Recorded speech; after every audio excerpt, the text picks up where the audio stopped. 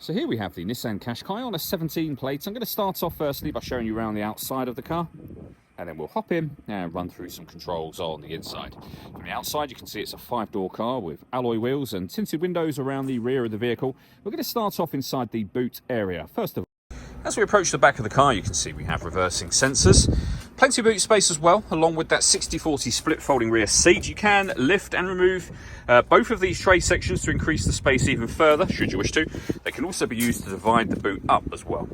Okay, so we're just going to work our way back around to the front of the car, and then we'll hop in and run through some controls on the inside of it. As I mentioned, now that we've done a full circle though, you can see it's in lovely condition the whole way round.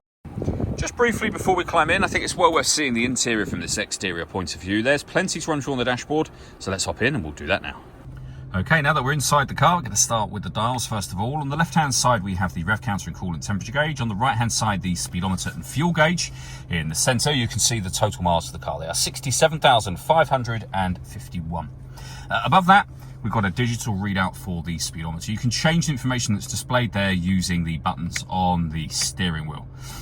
If we back out to the steering wheel, the button in question is just here. We have our stereo controls beneath that. Over on the right hand side, we have cruise control, speed limiter and phone controls as well. Into the center next is the main touchscreen. So we're on the setup menu. We've got an info menu. We've got our nav menu and then the map itself for the satellite navigation. Really nice, clear color display. It's a very, very easy system to use. Over on the left hand side, you can pair up your phone. You can access our music. So we've got AM, DAB and FM radio.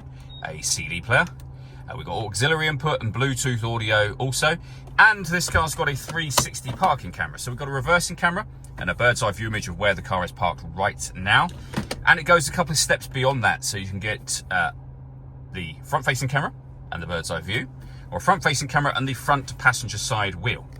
Below that we have dual zone climate control. You can adjust the passenger temperature, the driver temperature, you can increase and decrease the fan speed, you can determine what direction you'd like the air distributed in, and when you're happy with those settings, set your air conditioning off, back on again, or hit auto. The car will now take full control for you of the direction of the air and fan speed to maintain those temperatures. Any manual adjustment also will come off and you'll be back on your own settings. Below that we have electronic handbrake, 12-volt charging socket, the gear lever for the fully automatic gearbox, 2 cup holders, and then driver and passenger heated seats with 2 different temperatures each. The last thing I wanted to mention is the panoramic glass roof. So there's a button up here that will open that sunblind all the way to the back of the rear seat.